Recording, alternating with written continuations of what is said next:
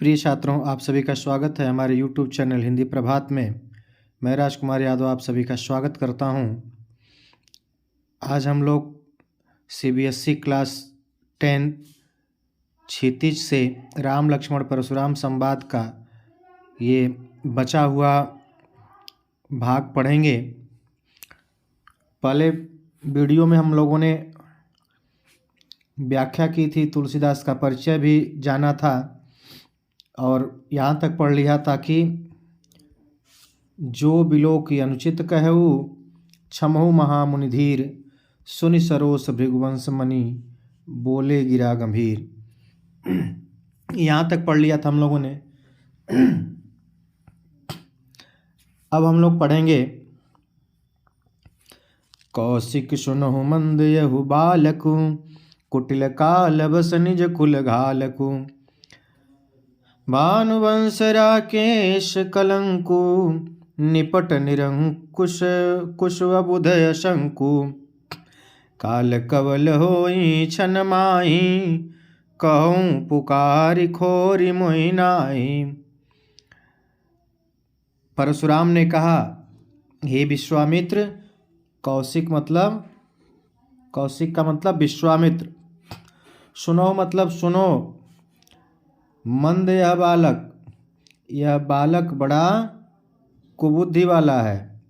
मंद यह बालक कुबुद्धि वाला ये बालक है। कुटिल काल बस, यह जो है कुटिल काल के वश में होकर यह अपने कुल का घालक बन रहा है, विनाश करने वाला बन रहा है। भानुवंश राकेश कलंकु, यह सूर्यवंश रूपी चंद्रमा का कलंक है। यानी भानुवंश में सूर्य मतलब सूर्य रूपी सूर्यवंश में यह सूर्यवंश रूपी चंद्रमा में कलंक के समान है। निपट निरंकुश, यह एकदम उद्दंड है, मूर्ख है। निरंकुश मतलब बिना किसी रोक टोक के। अबुध मतलब मूर्ख है और असंकु मतलब निडर है। यह निपट मतलब बिल्कुल अनाड़ी है। निरंकुश मतलब उद्दंड है। अबुध का हो जाएगा मूर्ख और असंकु का हो जाएगा निडर। मतलब यह उद्दंड या अनाड़ी और निरंकुश मतलब बिना किसी रोक टोक के यह है और मूर्ख है, बिना बुद्धि का है और निडर है। काल कवल होई छन माही कहों पुकार खोरी मोहि नाहि, यह क्षण मात्र में ही काल का ग्रास बन जाएगा। मैं पुकार करके मतलब सबको समझा करके कह रहा हूँ, बाद में मेरा दोष नहीं रहेगा। तुम हट कहो जो चाहो उबारा कही प्रताप बल रोष हमारा। आप यदि चाहते हैं कि यह मारा न जाए, यदि यह मारा न जाए तो मेरे बारे में इसे बताइए। या ऐसे भी कह सकते हैं कि यदि यह अभी मारा जाए तो इसमें मेरा कोई दोष नहीं होगा। यदि तुम इसे बचाना चाहते हो तो इसे कही प्रताप मतलब कह करके मेरे प्रताप, बल, क्रोध को समझा दीजिए इसको। यह सब सुन करके लखन कहु मुनि सुज सु तुम्हारा तुम ही अछत को बर नहीं पारा। लक्ष्मण ने कहा, हे मुनिवर, आपके यश को आपसे के रहते आप से अच्छा और इसका वर्णन कोई नहीं कर सकता। अपने मुँह तुम आपनी करनी, बार अनेक भांति बहुबरनी। आपने अपने मुख से अपने कार्यों का अर्थात अपने काम का वर्णन आपने अनेक बार कई तरह से किया है। यदि नहीं संतोषत पुनि कछु कहऊ, जनिरिस रोकि दुसह दुख सहऊ। यदि आपको इतने पर भी संतोष नहीं हुआ है तो दोबारा कुछ कह डालिए।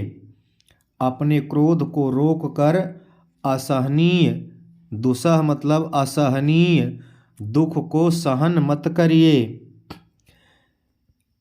वीरव्रती तुम धीर यशोभा, गारी दे तन पावहु शोभा। कह रहे हैं लक्ष्मण जी कि आप वीरता के व्रत को, वीरव्रती वीरता के व्रत को धारण करने वाले हैं, धैर्यवान और शांत स्वभाव के हैं। धीर मतलब शांत स्वभाव के हैं। गारी देत न पावो शोभा, गाली देना आपको शोभा नहीं देता है, अर्थात आपको इस तरह की बातें करना अच्छा नहीं लगता। इसके बाद देखते हैं, करें कि सूर समर करनी करहीं, कहीं न जनावहीं आप। विद्यमान रन पाए रिपु, कायर कथहीं प्रताप। करें कि सूर समर करनी करहीं।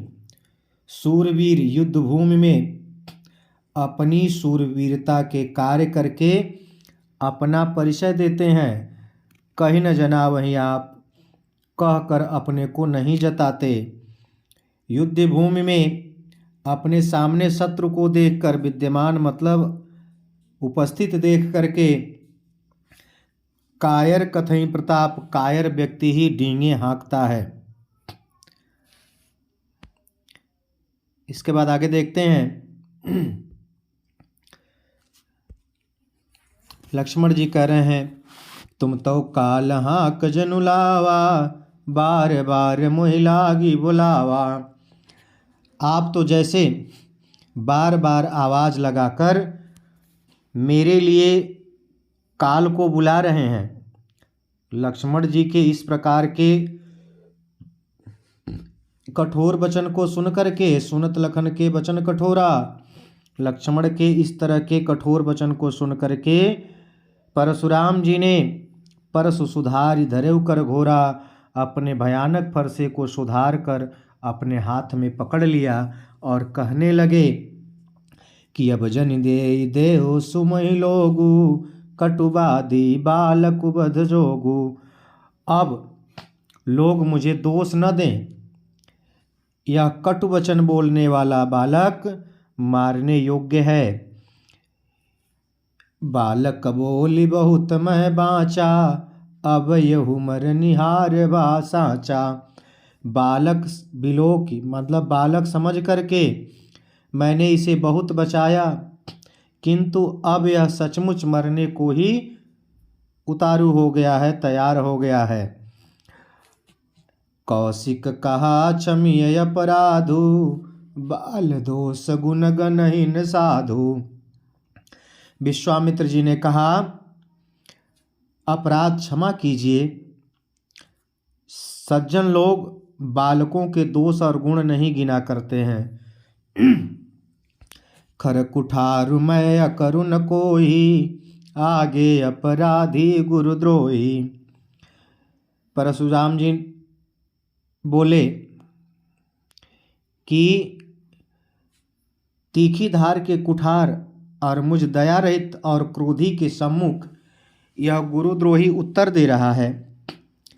करें कि खर कुठार मैं अकरुण को ही, तीखी धार के कुठार और मेरे दया रहित और क्रोधी के सम्मुख यह बालक जो है यह गुरुद्रोही उत्तर दे रहा है। इतना होते हुए भी उत्तर देत छोड़ो बिन मारे, केवल कौशिकशील तुम्हारे, इतना होते हुए भी मैं इसे बिना मारे छोड़ रहा हूँ। सो हे विश्वामित्र, केवल तुम्हारे शील और प्रेम के कारण, नहीं तो न तयहि काटि कुठार कठोरे, गुरहि उरि न हो त्यों श्रम थोरे। नहीं तो मैं इसे इस कठोर कुठार से काट करके थोड़े ही परिश्रम से गुरु के ऋण से उऋण हो जाता, मुक्त हो जाता। विश्वामित्र जी परशुराम की इन बातों को सुन करके मन ही मन विचार कर रहे हैं। क्या विचार कर रहे हैं? कह रहे हैं कि गांधी सुन कह हृदय हंसी, मुनि हरि हरे सूझ, अयमय खाड़ नौखमय, अजहु न बूझ अबूझ। कह रहे हैं कि गांधी सुन कह हृदय हंसी।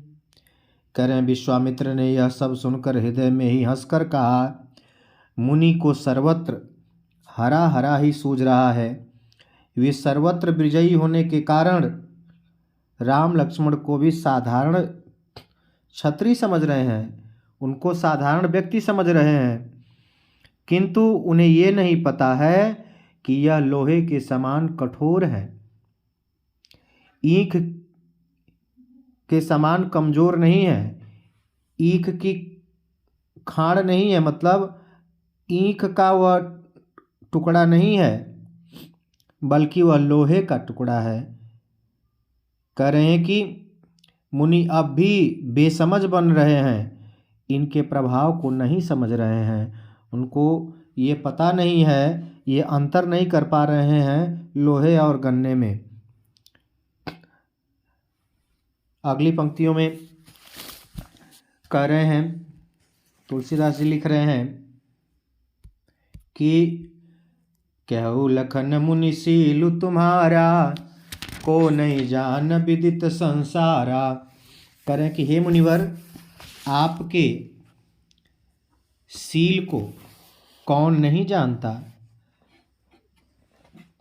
यह तो पूरे संसार में, को नहीं जान विदित संसारा, यह पूरे संसार में प्रसिद्ध है। विदित मतलब प्रसिद्ध है। आप माता पितहि उरिन भयनी के, गुरु ऋण रहा सोच बड़ जी के। आप माता और पिता के ऋण से बड़े ही अच्छी तरह से मुक्त हो गए। अब गुरु का ऋण जो है शेष रहा है। जिसकी सोच आपके मन में, गुरु ऋण रहा सोच बड़ जी के, जिसकी सोच आपके मन को बहुत दुख व्याकुल कर रही है, बेचैन कर रही है।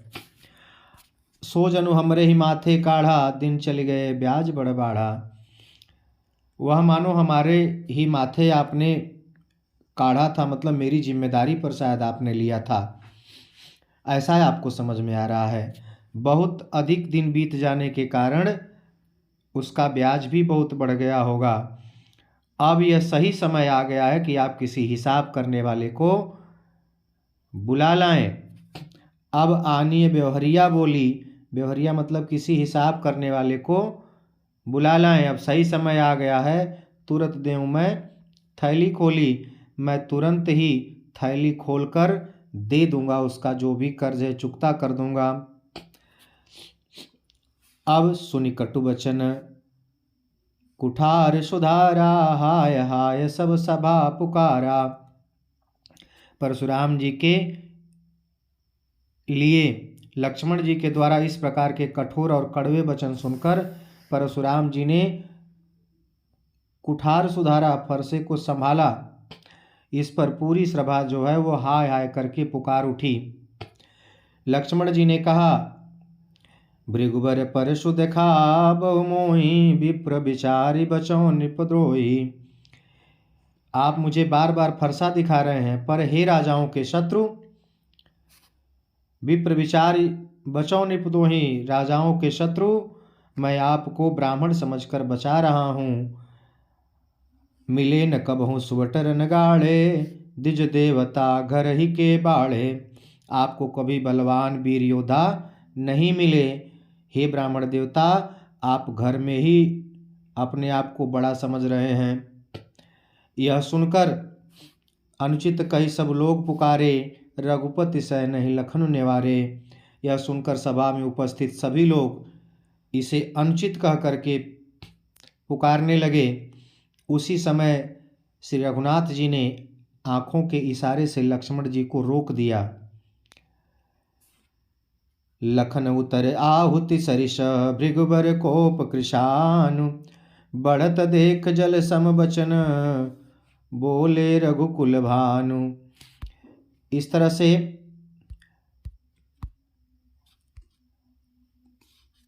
परशुराम जी के द्वारा लखन उतर आहुत सरिष, लक्ष्मण जी के उत्तर जो हैं वो आहुति यज्ञ में, आहुति मतलब घी के समान है। भृगुवर कोप कृशान, और परशुराम जी का जो क्रोध है वह अग्नि के समान साबित हो रहा है। इस तरह से इस प्रकार की अग्नि को, क्रोध रूपी अग्नि को बढ़ते हुए देख करके रघुकुल के सूर्य, रघुकुल के सूर्य कौन? रामचंद्र जी ने जल के समान, बढ़त देख जल सम बचन, इस बात को बढ़ते हुए देख करके उन्होंने जल के समान शांत करने वाले वाणी को बोला, अर्थात कहा। तो यह वीडियो यहीं समाप्त होती है। हमें उम्मीद है कि आपको ज़रूर समझ में आया होगा। वीडियो देखने के लिए बहुत बहुत धन्यवाद।